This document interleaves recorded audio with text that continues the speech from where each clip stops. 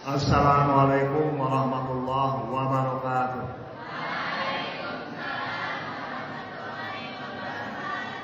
Bismillah, alhamdulillah, wassalatu wassalamu ala rasulillah wa ala alihi wa sahbihi wa wala. Rabbi shrah li sadri wa yassir li amri wahlul 'uqdatam min lisani yafqahu qawli. Ayyuhat talabah wa talibat, Rabbina nabtadi ad-dirasah fi hadhihi al-lailah bi qira'ati basmalah. Bismillahirrahmanirrahim. Kaifa halukum jami'an? Alhamdulillah bi khair.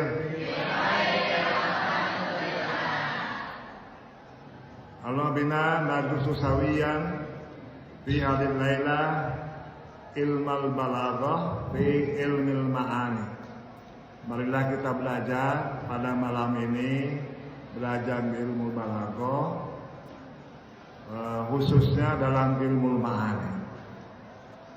Mungkin sebelum disampaikan tentang ilmu ma'ani, perlu Bapak berikan ilustrasi ya tentang materi ilmu balaghah itu. Kenapa ilustrasi? Supaya kamu ini ada gambaran sebetulnya yang dipelajari balaghah itu apa. Para ulama banyak yang mengilustrasikan, menggambarkan ilmu balaghah itu seperti al-khayatah. Al-khayatah itu apa? Al-khayatah penjahit baju. Dimana kan untuk menjahit baju itu yang pertama dibutuhkan ukurannya. Ukuran baju seperti apa. Kemudian yang kedua model pakaiannya itu mau pakai model apa. Bentuknya pakaiannya itu pakai apa. Yang ketiga pakaian itu dihiasi ataupun dihiasi supaya menarik pakaian itu seperti apa ya. Jadi kalau umpamanya perempuan kan pakai apa ya, baju-baju itu yang pakai apa tuh? Enggak ya. Yang perempuan tuh pakaian tuh pakai apa istilahnya tuh? Hah? Apa?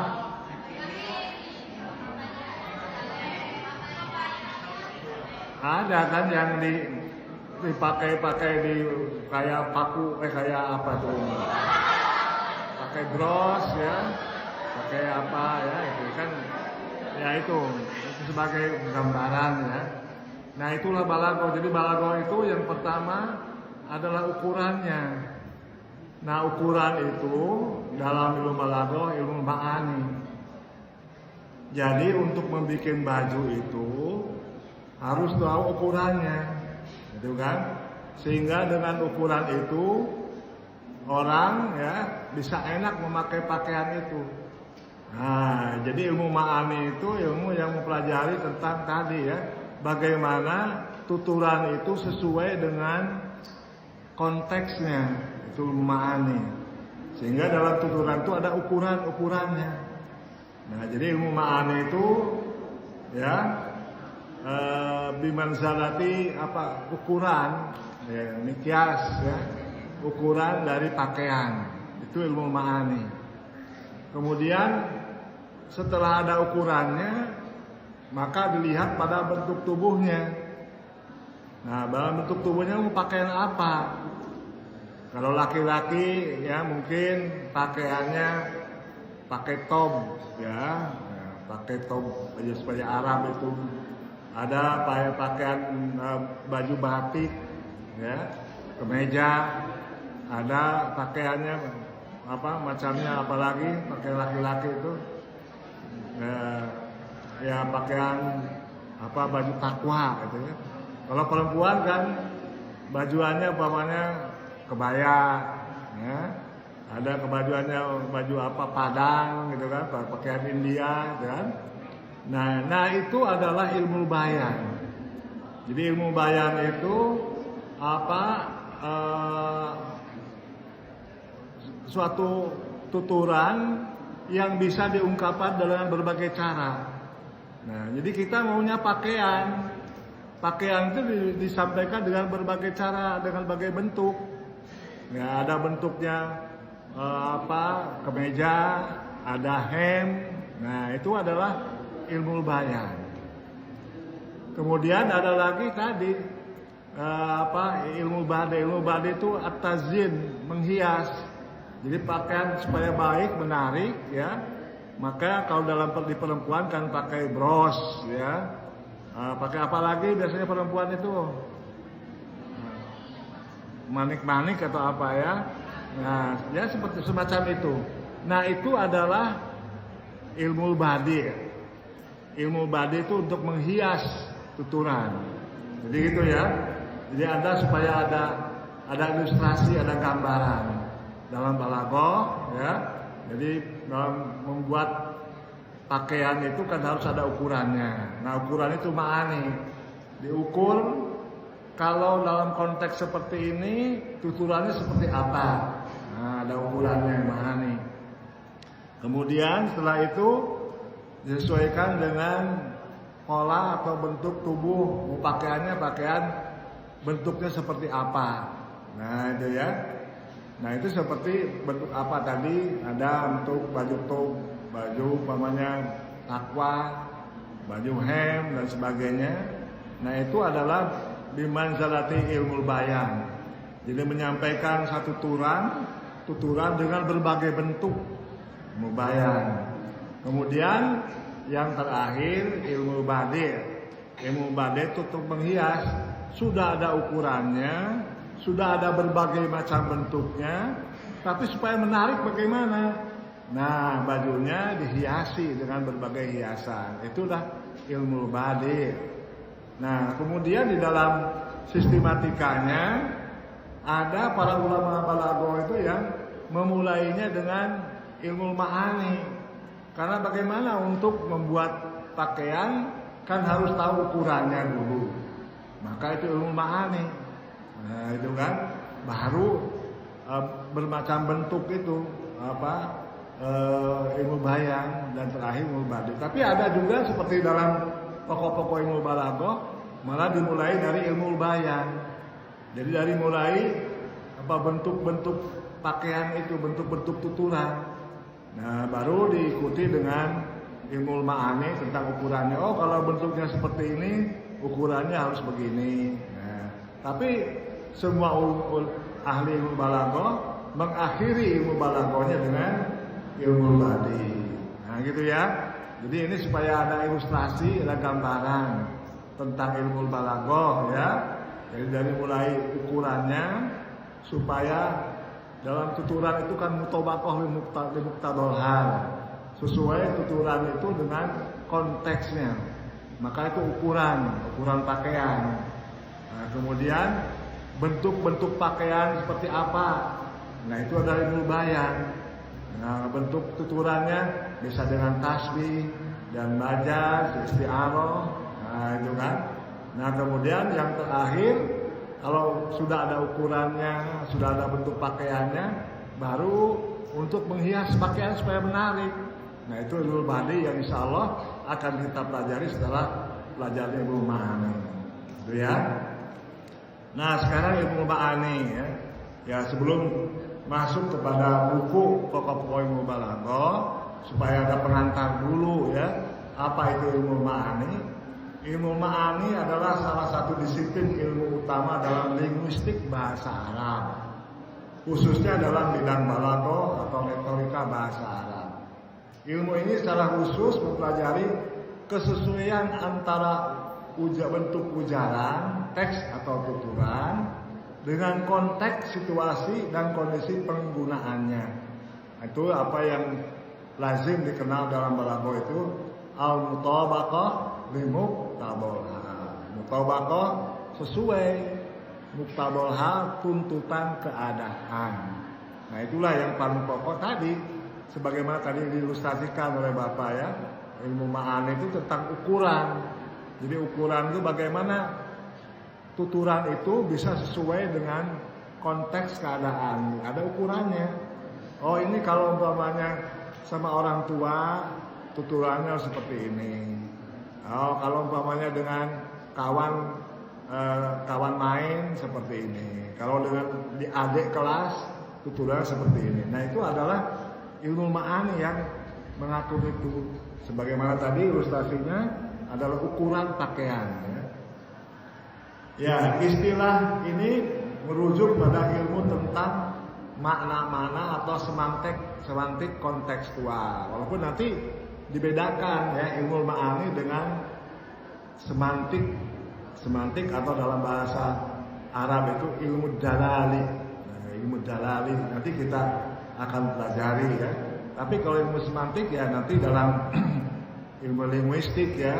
Nanti kalau Anda sudah kuliah mungkin akan belajar tentang ilmu ma'ani atau ilmu dalali atau semantik. Ya. Jadi dengan demikian apa yang menjadi fokus kajian dari ilmu ma'ani?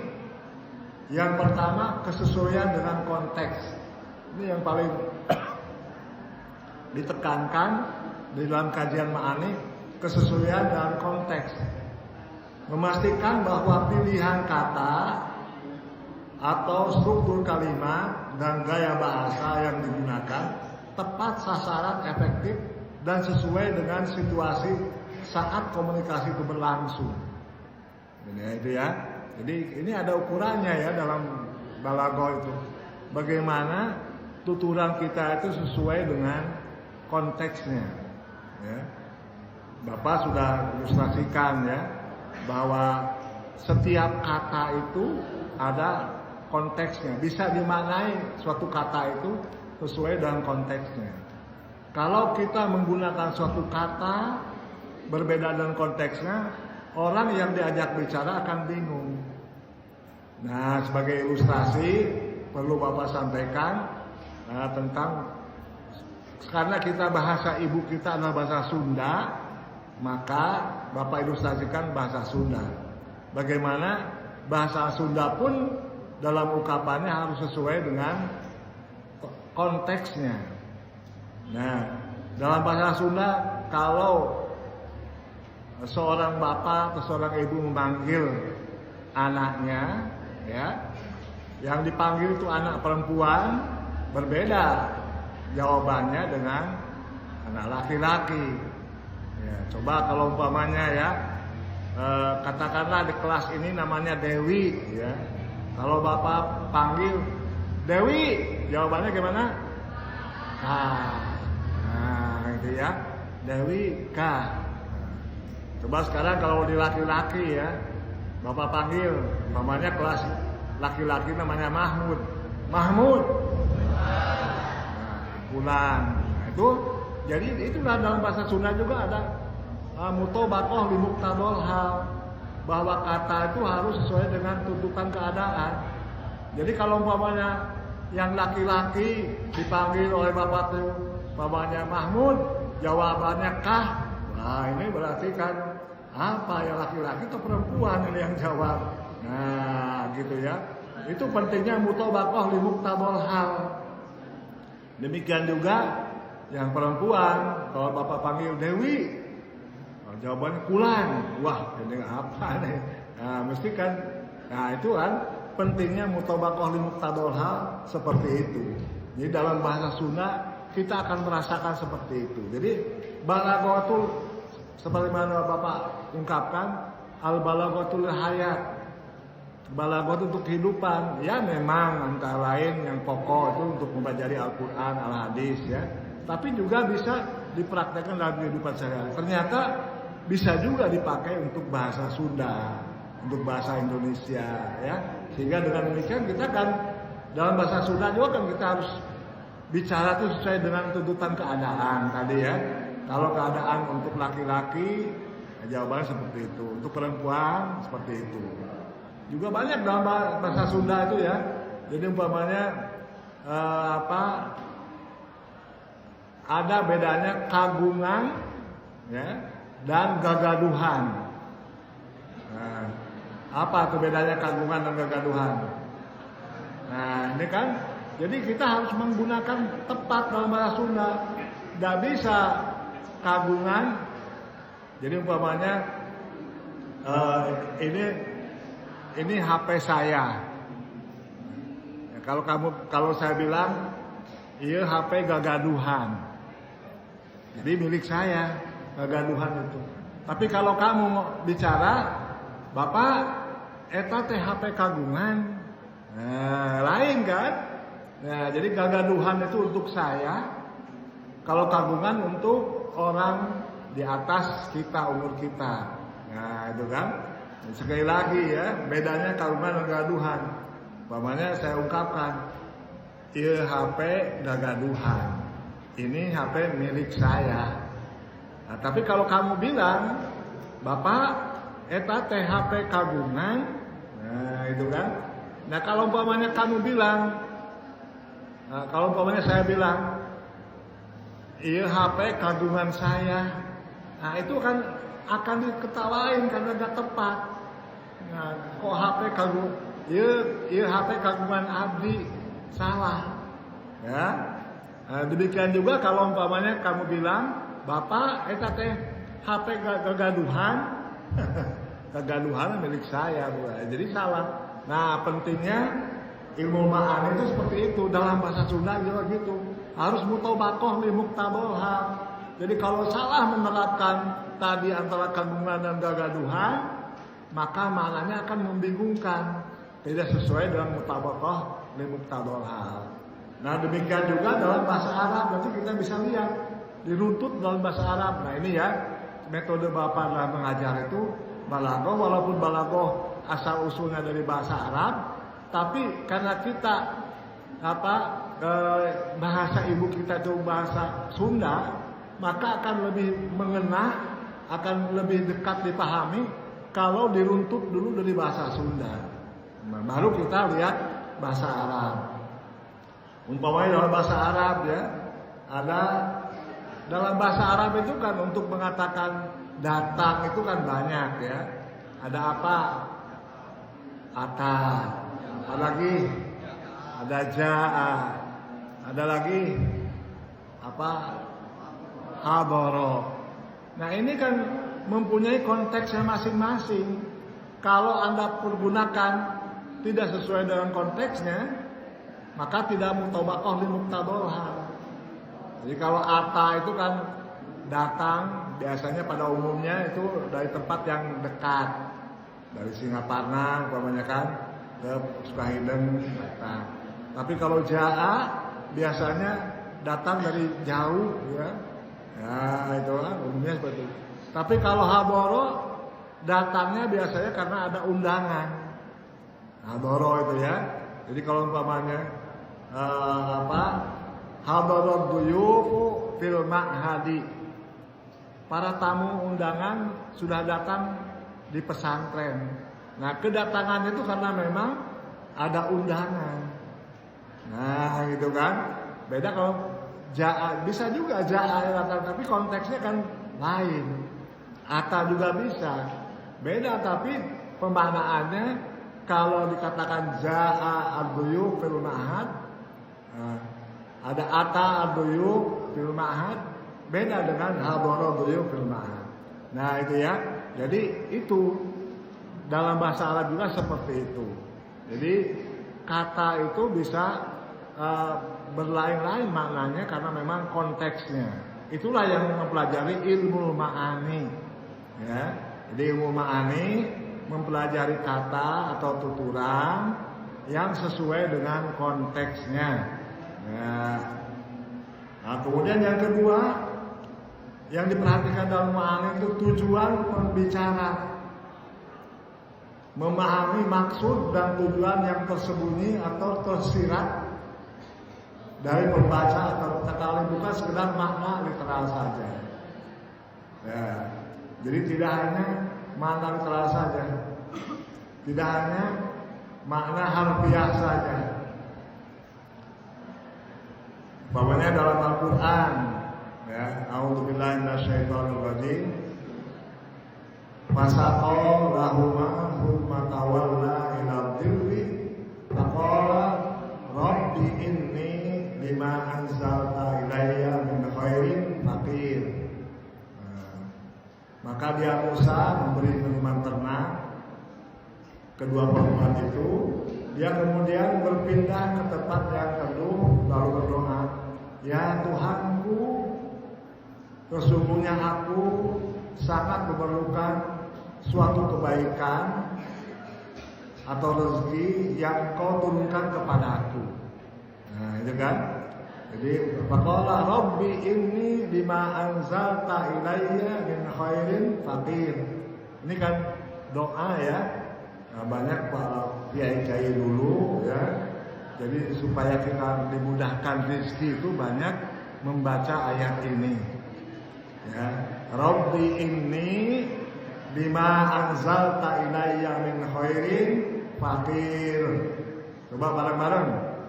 Rabbi inni lima anzalta ilayya min khairin faqir. Ulangi lagi. Rabbi inni lima anzalta ilayya min khairin faqir. Sakali deui. Rabbi inni lima anzalta ilayya min khairin faqir. Ya Rabbi, ya Tuhanku, ini lima anzalta ilayya, sungguhnya aku, tapi ini memang harus semuanya diartikannya ya. Ini lima anzalta ilayya min khairin faqir. Sungguhnya aku sangat memerlukan suatu kebaikan atau rezeki yang Kau turunkan kepadaku. Nah ini kan. Jadi kalimatnya itu kan kalimat biasa. Ya Tuhanku, sungguhnya aku sangat memerlukan suatu kebaikan yang Kau turunkan kepadaku. Ini hanya kalimat berita biasa. Ya, tapi maksudnya adalah meminta doa kepada Allah supaya kita dikasihani, supaya kita diberi rezeki. Nah, gitu ya. Jadi tujuan pembicaraan itu di sana tujuan. Ya. Kemudian yang ketiga, fungsi pragmatik. Jadi dalam ilmu ma'ani tadi ya, yang pertama tadi apa? Kesesuaian dengan konteks ya. Kesesuaian dengan konteks tadi ya tentang kah dan kulang, hadoro, ja, ida, ata ya. Kemudian tujuan pembicara itu apa? Ya, jadi ini supaya dikasihani, supaya dikasihani oleh Allah, maka diungkapkanlah kalimat pilihan kata seperti itu.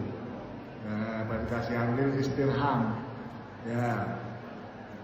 Ada lagi fungsi pragmatik. Fungsi pragmatik membahas fungsi pragmatis dari kalimat, misalnya kapan sebuah kalimat berita digunakan untuk tujuan mengajar, menegur atau memuji, bukan sekedar memberikan informasi. Umpamanya dalam la ta'kanu bima la yanfa. Jangan mementingkan urusan yang tidak perlu. Kalau pragmatik itu ya bagaimana ungkapan itu diungkapkan, tuturan itu diungkapkan ya. Dalam konteks itu seperti apa? Nah itu kan. Nanti kan kamu kalau sudah kuliah itu ada mata pelajaran sendiri pragmatik atau ilmu at-tadawuli dalam bahasa Arab itu ya. At-tadawuli. Jadi terkadang dalam pragmatik itu yang diucapkan itu pemahamannya kadang-kadang berbeda dengan makna yang dimaksudkan. Jadi umpamanya kalau saya masuk ke satu ruangan gitu kan, waduh panas sekali ya, udara di kelas ini kok panas sekali. Itu hanya mengungkapkan begitu, tapi maknanya berarti saya membutuhkan ruangan ini pakai AC. Padahal kan membutuhkan AC itu kan gak diungkapkan. Tapi dipahami dari konteks sewaktu ucapan tuturan itu disampaikan. Padahal kan saya menyebutkan, waduh ruangan ini kok pengap sekali. Oh ruangan ini kok panas sekali. Nah gitu kan. Nah dari ungkapan itu secara pragmatik bisa dipahami, oh Bapak Guru ini memerlukan ruangan ini pakai AC. Sekalipun saya sendiri tidak mengungkapkan bahwa saya itu perlu AC. Nah, pemahaman perlu AC itu dilihat dari tuturan itu dan diungkapkan dalam konteks seperti apa. Nah, baru muncullah pemahaman bahwa saya butuh AC. Nah, gitu ya. Coba dipahami. Dan ini nanti kalau Anda masuk perguruan tinggi akan menemukan ungkapan-ungkapan pelajaran seperti itu. Kemudian ilmu ma'ani dan semantik. Jadi ilmu ma'ani itu menyebut tentang makna-makna. Semantik juga ilmu tentang makna-makna. Apa sebetulnya perbedaan ilmu ma'ani dan semantik? Saya dulu pernah mengajar di adab itu semantik ya. Mengajar semantik itu saya tidak hanya semantik secara linguistik saja, tapi saya masukkan juga makna semantik itu tentang ilmu ma'ani yang ada dalam balaghah. Nah, sehingga pemahamannya luas ya. Ilmu semantik itu kan ilmu tentang makna, tapi nanti beda stresnya pemahamannya dengan ilmu ma'ani. Juga kalau nanti diungkap lagi dalam usul fiqh ya. Ada lagi ilmu dalalah, yang dinamakan ad-dalalah, dalalah lafdiyah ya, dalam usul fiqh. Dalalah lafdiyah itu ya ilmu tentang makna juga, tapi pemaknaannya nanti ada sedikit berbeda. Nah, makanya kalau saya ngajar di perguruan tinggi itu karena sama-sama semua tentang makna, kalau saya ngajarkan ya semantik, saya ajarkan semantik secara linguistik, ada semantik dari balaghah ilmu ma'ani, ada semantik juga dari usul fiqh ya, sehingga pemahaman tentang makna bisa meluas. Kalau yang di belakang, ibu-ibu yang di belakang jangan ngobrol ya, dengarkan supaya ilmunya bermanfaat dan insya Allah bermanfaat untuk Anda dalam kehidupan yang akan datang. Iya. Di masyarakat atau paling dekat kalau kamu akan melanjutkan kuliah atau sekolah, apa yang Bapak sampaikan gitu ya, mungkin sekarang masih belum jelas ya, tapi nanti kamu akan merasakan, oh ini dulu pernah diajarkan oleh Pak Sihan, seperti itu. Nah, ini ya, jadi tolong diperhatikan ya. Jadi ilmu ma'ani dan semantik itu ya, mengkaji, sama-sama mengkaji makna. Tetapi ilmu ma'ani adalah cabang khusus dari balaghah. Nah, ma'ani dari balaghah yang tadi disebutkan kan, balaghah itu ada 3, ma'ani, bayan, dan badi. Nah, ilmu ma'ani adalah cabang dari balaghah yang fokus pada penyusunan kalimat agar sesuai dengan konteks atau mutabaqah li muqtabal hal. Sementara semantik adalah cabang linguistik yang lebih luas, mengkaji makna kata, frasa, kalimat secara ilmiah. Nah, itu ya. Secara ilmiah, literal, dan referensial. Dan bisa diterapkan pada bahasa apapun. Ini semantik juga bisa dipraktekkan dalam bahasa apapun.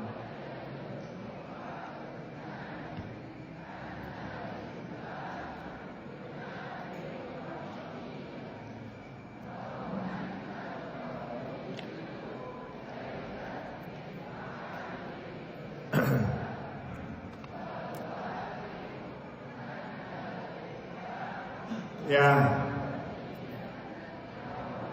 Sekali lagi, semantik adalah cabang linguistik yang lebih luas, mengkaji makna kata, frasa, kalimat secara ilmiah, literal, referensial. Nanti apa itu literal, referensial seperti apa ya? Nantilah dalam linguistik ya, karena kita sedang balaghah. Ya. dan bisa diterapkan dalam bahasa apapun termasuk bahasa Arab. Tetapi seringkali belum mempertimbangkan konteks, ya, konteks situasional seintens ma'ani. Jadi semantik itu dalam pemaknaannya tidak seintens memahami mempelajari tentang konteks. Ya itu kan.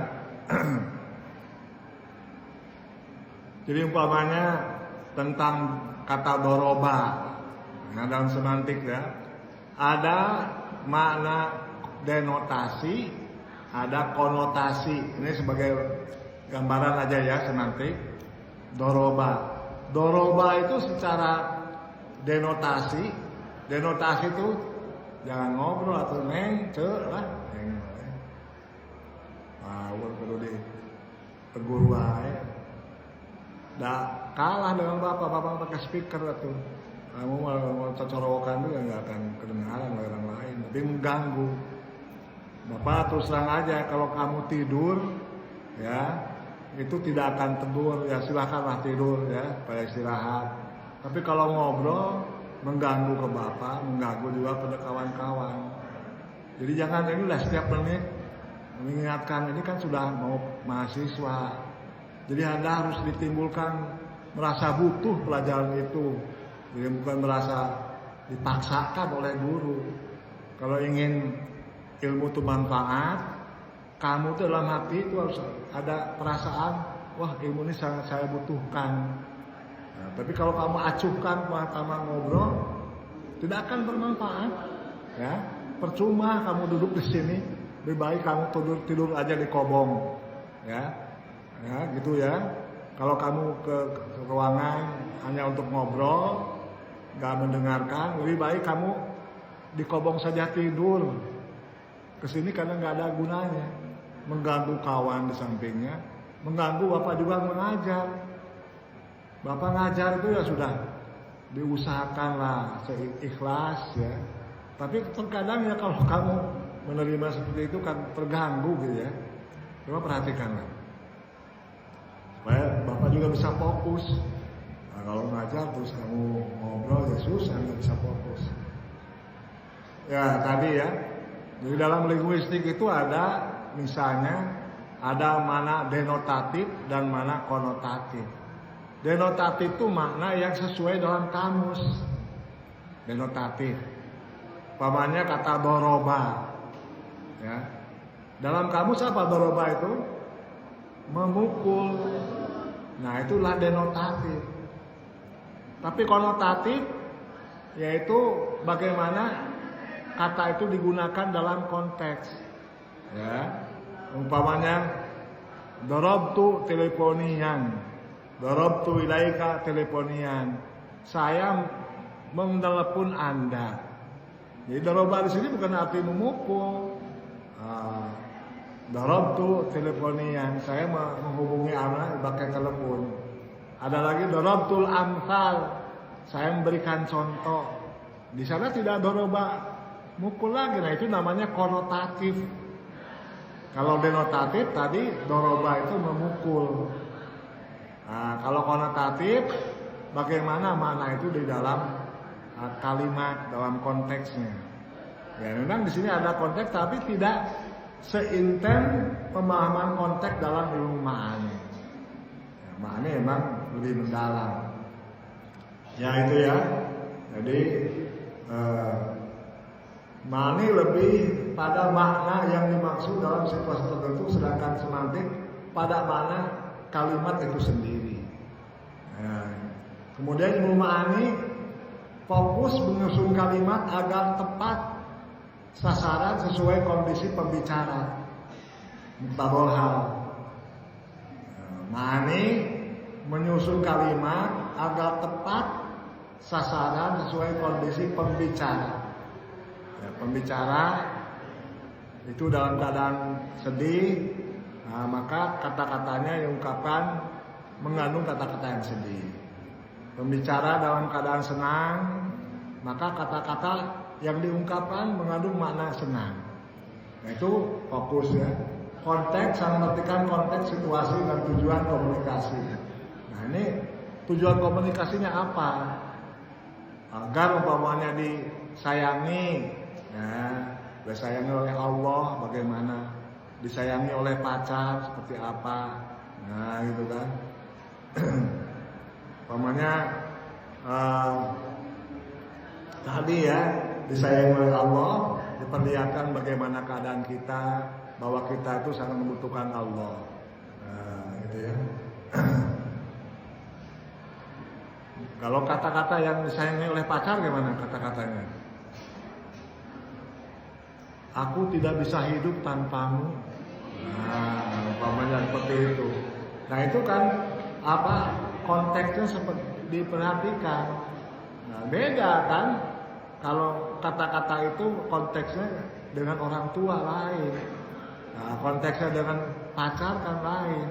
Masa bilang seperti itu kepada ibu, ibu aku tak bisa hidup tanpamu. Nah, ya. Gak pas kan? Tapi kalau kamu namanya berbicara dengan pacar, namanya ya, kalau sudah punya pacar, ya kalau belum ya memang belum, nanti kan akan punya juga. Nah itu kan, aku tak bisa hidup tanpamu, ya. Walaupun itu hanya rayuan gombal, ya, bohong saja ya. Nah, ya, kemudian cakupannya, ma'an itu mengatur panjang pendek kalimat. Nah ini kalimatnya itu harus panjang atau pendek. Ijaz, itnab atau musawat. Ijaz pendek, itnab panjang, musawat yang pas. Nah itu di dalam ma'ani seperti itu. Jadi ijaz, ya sebagaimana sering saya sampaikan, kalau kita umpamanya akan pergi ke Jakarta, ini kan bisa pakai ijaz, pakai itnab, pakai musawat. Ya, kalau umpamanya ijaz, karena memang ingin cepat sampai ke Jakarta, ya makailah. Kalau memang masih ada pesawat ya, pakai pesawat terbang, itu adalah ijaz. Nah, kalau umpamanya ingin apa itnab, pakai mobil lah. Pakai mobil ya nanti kan bisa ke puncak dulu, bisa kemana dulu gitu kan. Nah, mobil yang lewat yang jalur biasa, ke Garut kemana gitu. Nah itu yang itnab. Jadi dengan itnab panjang, lebar, karena memang ada yang dikehendaki, keindahan-keindahan. Ada musawat, musawat tuh pas. Nah, saya mau ke Jakarta ya udahlah pakai jalan tol. Nah jadi sesuai dengan yang dikehendaki, musawat.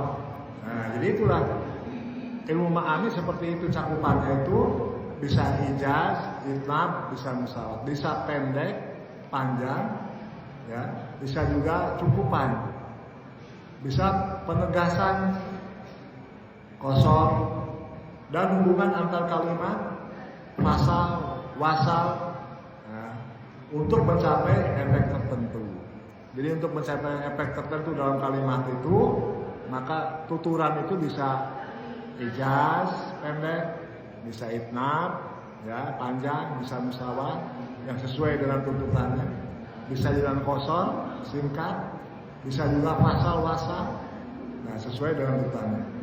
Dasarnya bagian dari mubayan, bahasa Arab bertujuan mengungkapkan keindahan dan kewujudan Al-Quran. Nah bedanya dengan semantik, ya, kalau semantik itu fokus kajiannya makna kata, frasa, dan kalimat secara sistematis dan ilmiah.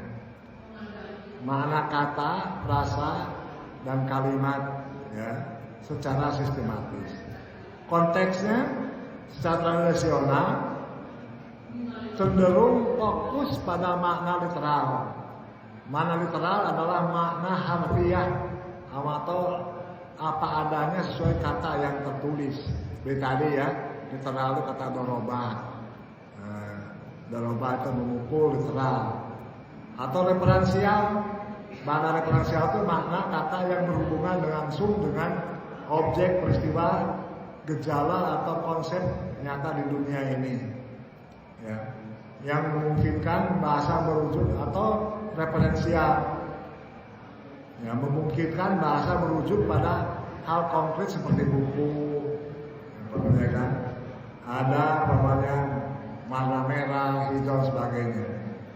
Ini adalah makna denotatif yang dapat diverifikasi dan menjadi dasar komunikasi yang jelas. Tadi ya, jadi ada denotasi dan konotasi dalam kajian dari semantik. Kemudian cakupannya menganalisis makna leksikal itu makna kata. Kemudian ada makna gramatikal ilmuhan dan bagaimana makna dibangun dan ditafsirkan dalam bahasa. Nah, jadi makna itu ada makna leksikal, ada makna gramatikal. Jadi nanti kita akan pelajari ya. Makna leksikal umpamanya kan hati itu kolbun, itu kan. Kalau hati-hati gimana? Masa kolbun? Tidak kan? Nah ini ada mana lagi? Ya. Ditanabuh, pokoknya kan. Umpamanya mata, kapan? Itu mata. Kapan mata? Kalau kapan-kapan? Masa mata-mata kan bukan. Nah itu kan. Itu juga dalam linguistik dipelajari dalam semantik. Ada perbedaannya. Tidak bisa. Ya, kapan-kapan diterjemahkan mata-mata. Nah, kapan kapan itu mata. Kapan-kapan pi ai makan pi ai waktin sita. Kapan-kapan tuh. Kapan saja kamu mau pi ai waktin sita.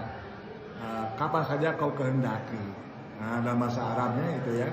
Pi ai waktin sita. Ayi waktin sita.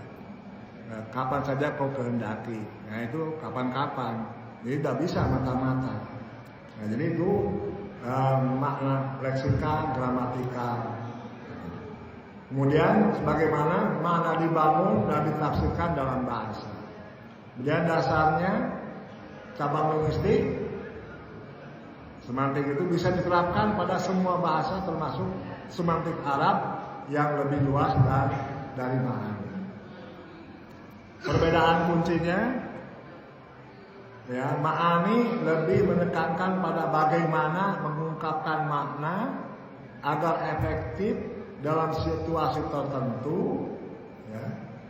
Sedangkan semantik lebih fokus pada apa makna dari kata kalimat itu sendiri ya. Sekali lagi ya, perbedaan kunci antara ma'ani dan semantik ya, tidak apa-apa dikata dulu, nanti kan insya Allah suatu saat sangat berguna. Ma'ani lebih menekankan pada bagaimana mengungkapkan makna agar efektif dalam situasi tertentu. Sedangkan semantik lebih fokus pada apa makna dari kata atau kalimat itu sendiri. Ini ma'ani makna kontekstual terkait pragmatik, semantik makna literal dan struktural. Ini dasar linguistik. Ya itu ya. Itu sebagai pengantar dari ilmu ma'ani yang akan kita pelajari. Silakan kita buka bukunya ya. Itu sebagai pengantar, baru buka bukunya. Kita sampai jam berapa nih ya? Maghrib jatuh isyanya?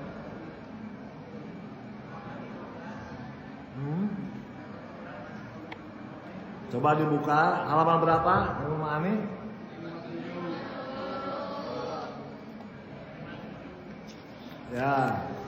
Ya ilmu ma'ani baca ya.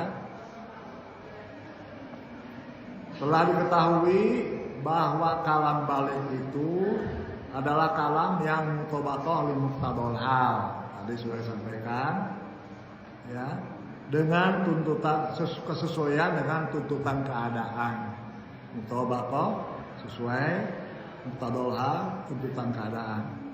Untuk itu orang harus mempunyai bekal sebagai bahan usaha agar dapat menyesuaikan dengan muqtadol hal. Bekal itu ialah ilmu ma'ani.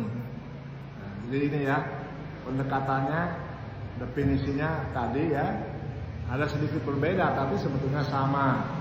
Kalau tadi kan diilustrasikan ilmu ma'ani itu sebagai ukuran pakaian. Nah, gitu kan? Kalau kita akan bikin pakaian, kan harus tahu ukurannya supaya pas pakaian dipakai itu ya dengan badan kita. Nah, itu ilustrasi tadi. Tapi kalau di sini disebutkan bahwa bahwa ilmu ma'ani itu kalam yang mutabaqah mutabaqah sesuai dengan kebenaran. Untuk itu orang harus punya bekal sebagai bahan usaha agar menyesuaikan dengan mutabaqah hal tadi. Bekal itu adalah ilmu ma'ani. Sehingga dari ta'rif ilmu ma'ani, ilmun yuqrabu bihi ahwalul lafzil arabi allati biha yutabiqu muqtabal hali. Ilmu ma'ani adalah ilmun yuqrabu bihi ahwalul lafzil arabi allati biha yutabiqu muqtabal hali. Ilmu ma'ani adalah ilmu tentang keadaan lafaz.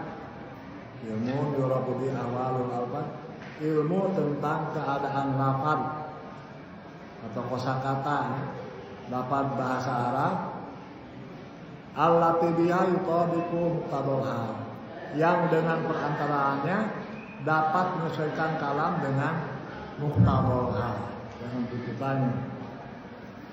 Sebagai contoh dari hasil pengetahuan ilmu ma'ani, perhatikan ayat dan urainya di bawah ini.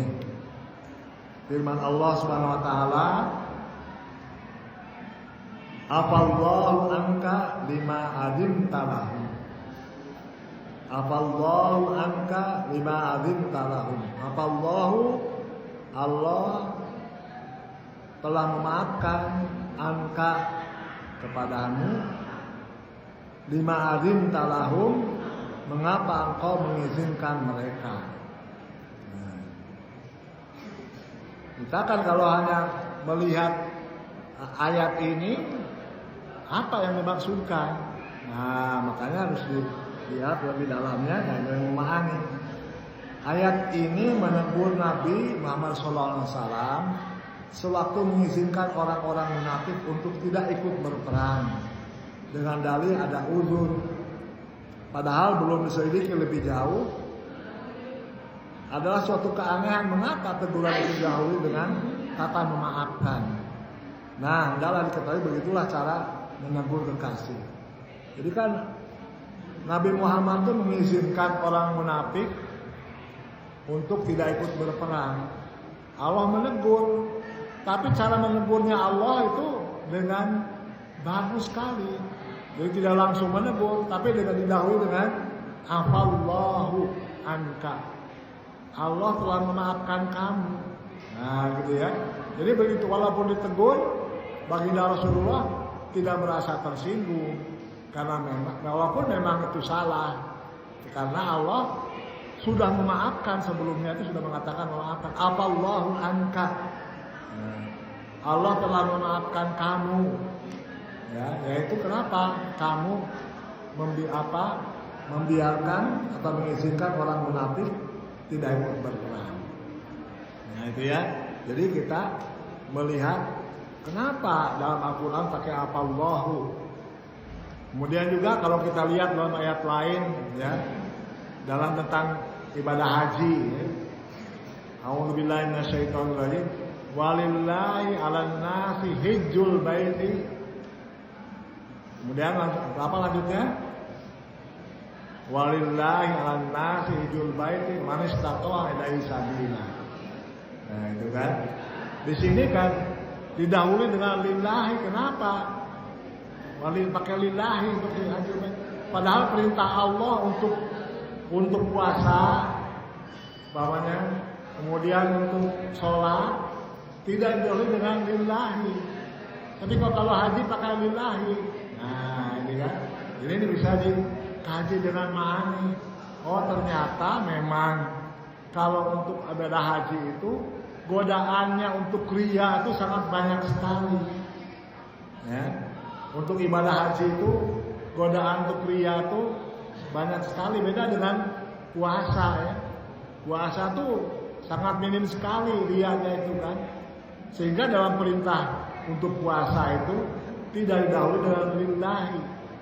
Nah, tapi kalau untuk ibadah haji, walillahi 'alan nas, didahului lillahi, karena memang ya orang-orang yang ibadah haji itu sangat sensitif sekali untuk berbuat riya. Riya itu jadi ibadah bukan karena Allah, maka didahulilah oleh Allah, walillahi 'alan nasi hijjul baiti. Nah, gitu ya. Itu ada lain, semuanya itu akan kita pelajari dalam ilmu ma'ani. Yang kedua, a'udzubillahi minasyaitonir rajim, tabbat yada abi lahabi wa tab. Celaka kedua tangan Abu Lahab. Tabbat yada abi lahabi wa tab. Apa nih kok Abu Lahab langsung saja dipakai kata tabat di awalnya. Nah, ayat ini tabat itu artinya celaka, bertujuan mengutuk Abu Lahab yang terkenal sombong dan sangat menentang ajaran Allah. Karena sangat sesuai jika lebih dahulu diucapkan kata-kata yang mengejutkan, celakalah. Nah, ya. Dan adapun bab-bab yang akan dibahas dalam ilmu ma'ani, insyaallah pada pertemuan yang akan datang, yaitu yang pertama adalah al-khabar wal insya. Yang kedua al-dhikru wal hadfu. Yang ketiga at-takbir wa ta'khir. Keempat al-qasru. Kelima al-wasl wal fasl. Yang keenam al-izah wal iqab wal musawah. Nah, itu yang akan kita pelajari insyaallah pada pertemuan yang akan datang.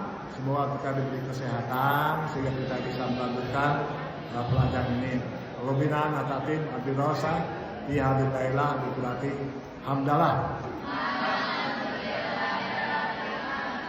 Sekian, wassalamualaikum warahmatullahi wabarakatuh.